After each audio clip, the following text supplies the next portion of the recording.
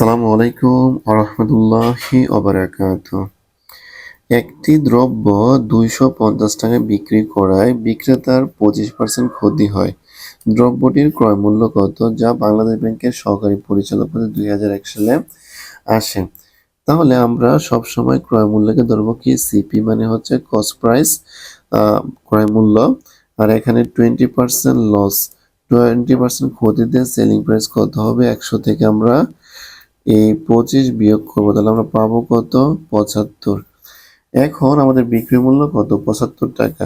তাহলে যদি if selling price, যদি বিক্রি মূল্য কত হয়? ৭৫ টাকা হয়, তাহলে কস্ট প্রাইস কত হবে? ১০০ টাকা।